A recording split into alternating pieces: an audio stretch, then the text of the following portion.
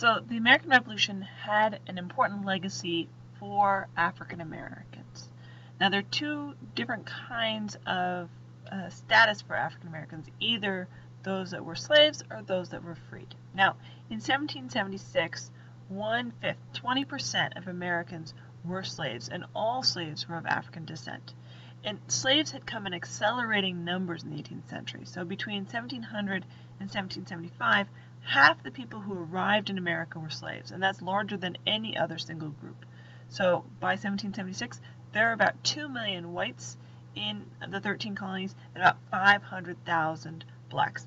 And most of African and African Americans were slaves. Now, slavery of Africans allows for the survival, freedom, and independence of whites. This seems a little bit strange, but a lot of people say, how do we understand freedom? It's by having non-freedom. And so whites, at the end of the 18th century, they defined their independence, they defined their freedom because there was this permanent class of people who were unfree. Now, in the American Revolution, these whites fight on the rhetoric of freedom. They say the British government is oppressing us, they're putting us in slavery. This is a rhetorical argument, right? They're saying the British government is oppressing us like slaves. What they're not calling for is the end of slavery for African Americans. They're not calling for the end of racial slavery.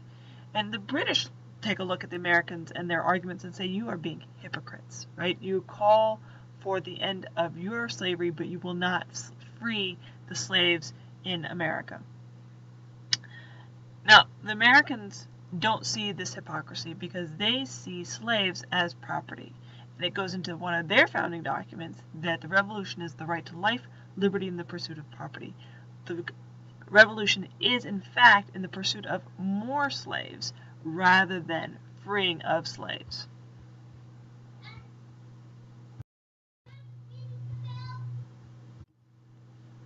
But starting in the American Revolution, African Americans start recognizing that they have an argument, that the whites have been making an argument, and that they have access to the same argument. So they start putting pressure on white Americans and those state governments in three ways.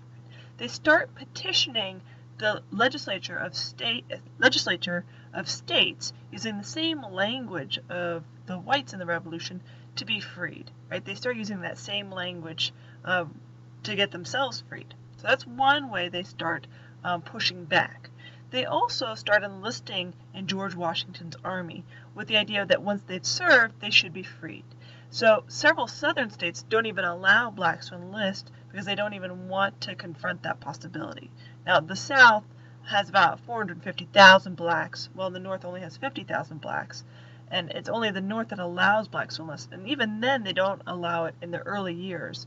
But eventually, they need soldiers. There's clearly several blacks who want to volunteer, who want to fight, and they need them to fill their quotas for the Continental Army. So by 1779, African Americans are more than 10% of the army from the northern states, when they're only about 5% of the population in those areas. Now, these are integrated regiments where blacks and whites serve together. That won't be true again until the Korean War. Between the Revolution and the Korean War, there were segregated units. Now, the third way that African Americans petition and put pressure on the whites is they go to court. They start suing their masters for kidnapping them. And in 1783, these lawsuits work. So Massachusetts determines that slavery is unconstitutional, and the slaves in Massachusetts are freed. But most states won't allow court trials because of this. But it does influence the other states, especially in the Northeast.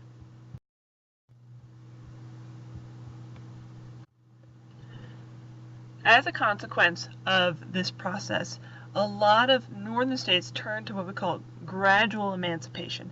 And that's the idea that they didn't want to free slaves immediately. They worried about the loss of property. If someone spent a lot of money buying slaves, if they free them, then that would make some whites very economically vulnerable. And they didn't want so many free blacks all of a sudden out looking for work at the same time. Could the economy support it? So they started gradual emancipation, which is freeing slaves gradually.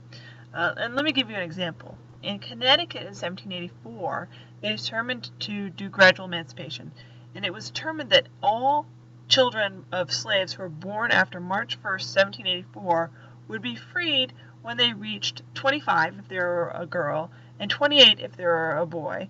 And so the first slaves would be freed in 1809. It did not free a single current slave, right? So the first freed slaves wouldn't happen until 1809. Now they eventually reduced that to age 21, so that the first people freed would be in 1805, which brings it more in line with how servants are treated, which allows masters to get a lot of prime work time from slaves, but then not have to pay for them as they get a little bit older. But it also allows them a chance to find other work. Now, some states didn't have the gradual emancipation law put in place until 1804, and so several states, including Connecticut, still had slaves at the start of the Civil War. So gradual emancipation was more to end slavery slowly than it was to actually free slaves. And what happened was a lot of masters just sold their slaves south rather than free them. One of the results was what we call northern segregation. And this is the segregation of life and work in a lot of northern states that maybe not have been segregated before, right? Blacks and whites lived together. Before that, blacks worked with whites as servants, as slaves, but within the household. Once there were free blacks in these cities, there was a separation, and whites had their neighborhoods and communities, and blacks had their neighborhoods and their communities.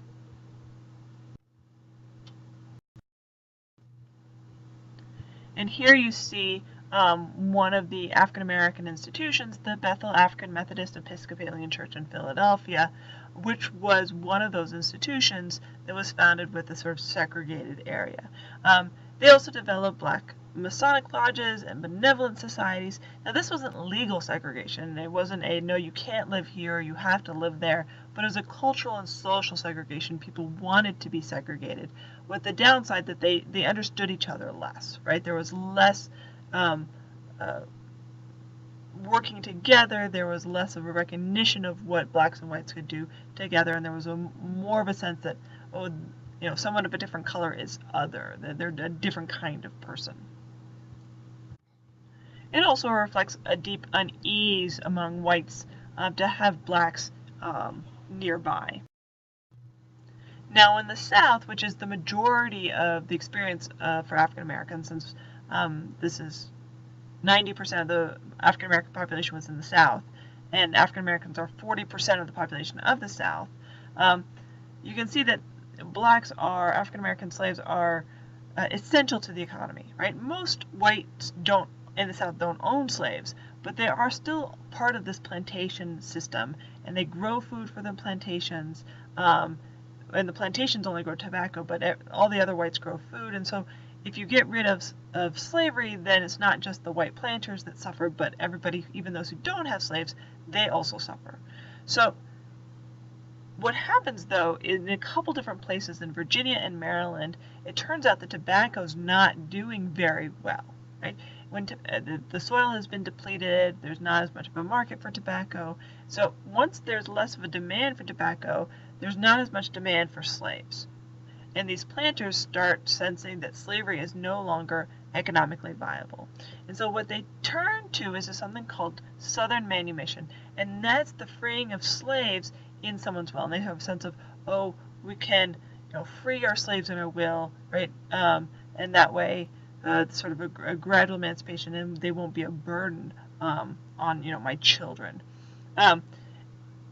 They worry, though, that this will release a large number of free blacks into society, and so they turn to an idea called African colonization, and the idea is that if you manumit your slave, that's what's called manumission, you manumit your slave, you should also pay for a voyage to Africa, so that the people could establish their own life, and so you wouldn't have a post-racial or a multiracial society. Now, most slaves didn't want to go to Africa. They didn't see themselves as African. They were American. They were born. They might have been 7, 8 generations in America, longer than some of their plantation owners. They were not African. And so this is a practice. Now there are not a lot of planters who decide to manumit their slaves. George Washington is one of the most famous. He doesn't have any children, so he decides to free his slaves, and he sets aside some money for his elderly slaves and some training for his younger slaves. This practice is restricted to Maryland and Virginia, and even then it's a small number, but it's more slaves freed than in the North by gradual emancipation. So the goal is to get rid of slavery as an institution because they recognize that slavery is not a good thing, right? It's sort of a necessary evil, not something that goods. But the South does end manumission in 1800 because of the cotton gin. Now here's a picture of the cotton gin. So the cotton gin is it's a simple machine that separates the cotton boll from its seeds. And this revolutionizes the production of cotton. Before, slaves would pick cotton and then laboriously pick the seeds out of the cotton. Well, that does this process automatically, which makes the process of producing cotton much, much faster. But it also means that people could grow more cotton, pick more cotton, and produce more cotton with just a few slaves. So all of a sudden there's a great demand for slaves to produce a huge amount of cotton. This happens at the same time as the expansion westward of land, which is now Kentucky, Mississippi, Alabama. And so you have this spread or the expansion of land, this product that's very good with the new manufacturing at the same time that the international slave trade ends. And the idea of ending the international slave trade was, if slavery is a necessary bad, we're going to end it. What happens then is that there's a lot of encouragement of slavery within America. And so masters in the North and in Virginia, Maryland start selling their slaves south because there's now a huge demand there where more people can buy slaves because it's more profitable. They have a bit of land and they can make a profit growing cotton. This image I find is particularly jarring. You have the cotton gin, which meant the expansion of slavery. That's what the cotton gin did. It expanded slavery. Without the cotton gin, slavery might have died a natural death. But with the cotton gin, slavery expands. And here you have an image from a children's book of a black and a white child sort of smiling sort of happily next to the cotton gin. Isn't this an amazing thing? It might have been a very useful machine, but its consequences were pretty dire.